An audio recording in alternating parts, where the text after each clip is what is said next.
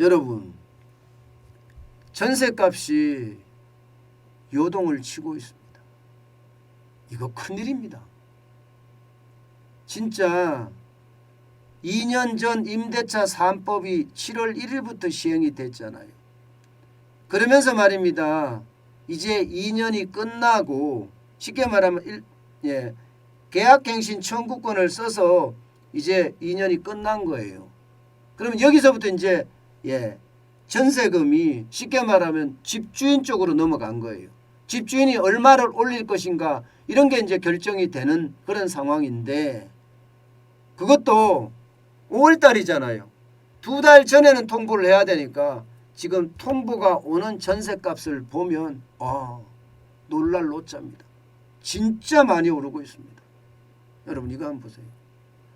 서울의 기름 뉴타운 3단지 프루지오 84제곱미터입니다. 7억 7,500만 원입니다. 전세가요. 전세가. 이 정도 수준이면요. 거의 말입니다.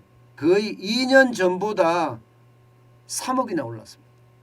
4억 7,500만 원이 7억 7,500만 원이 된 겁니다. 장난 아니죠? 진짜 많이 오르고 있습니다. 이거는 그래도 또 약과라고 해요. 서울 영등포구에 있는 보라매 SK뷰 전용 84제곱미터입니다. 여기는요. 2년 전에 6억 원에 계약을 했는데요. 전세값이 13억 원이 됐대요. 13억 원. 2년 전에 6억 원을 계약을 했는데 지금 현재 시세가 13억으로 급등했대요. 여기는 뭐 물어볼 필요도 없이 뭐 7억까지 올랐으니까 어떻게 해결할 수 있는 방법이 없는 거예요. 그냥 이사 가자 이렇게 결정할 수밖에 없다고 이 파이낸셜 뉴스도 지금 보도를 하고 있네요. 참 이런 걸 생각하면 지금 전세값이 너무 많이 올라서 2년 새에 이제는 전세 난민이 굉장히 많이 양산될 수 있다는 거 이거 이제 현실이 점점 돼가고 있습니다. 현실이. 뭐 2억 3억 오르는 것은 예산일이 돼버렸으니까요. 실제로도 말입니다. 시장에 보면 여러분 지금 난리가 아니에요. 2017년 5월에 2017년 5월이면 계약갱신 청구권이 7월 1일부터 시작이 됐거든요. 그러면 계약갱신 청구권이 시작 전이에요. 그때 서울 평균 전세 가격이 4억 2,619만 원이었습니다. 그런데 2022년 4월에는요. 6억 7,570만 원이에요. 이것만 보더라도 그냥 평균 전세 가격이 2억 5천만 원이 올라갔죠. 거의 2억 5천만 원이 올라갔잖아요.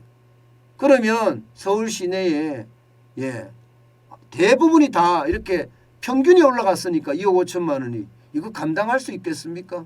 여러분 2년 동안에 웬만한 사람은요 2억 5천만 원 못 모읍니다.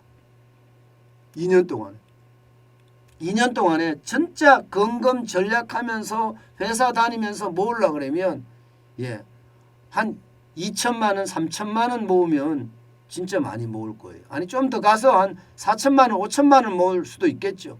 대기업에 다닌다면 조금 더 모을 수도 있을 겁니다. 그렇지만 전세값이 2억 5천만 원 평균이 올라간 것은 절대로 할 수가 없고요. 3억씩 올라가면요. 이것은 어떻게 생각하면 결국 뭐 폭탄을 맞을 수밖에 없다. 전세값 폭탄이죠. 맞을 수밖에 없는 게 현실이 되고 있습니다. 그런데 더 문제는요.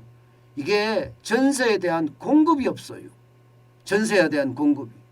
이제 전세에 대한 공급이 많이 나오겠죠. 7월이 되면 이제 1차 계약갱신 청구권제가 끝나니까 많이 나오겠지만 나오는 가격이 워낙 올라서 나오니까 더 문제인데다가요. 더 큰 문제는요. 계속해서 전세값이 지금 올라가고 있다는 사실입니다. 2021년 11월에 0.65%가 올라갔던 것이 3월에는 0.03%까지 떨어졌어요. 그런데 4월에는 다시 0.16%까지 올라갔습니다. 계속 전세값 추이가 올라가는 추세라는 거고요. 더 심각한 것은요. 이게 아파트 입주 물량이 더 줄었다는 거예요.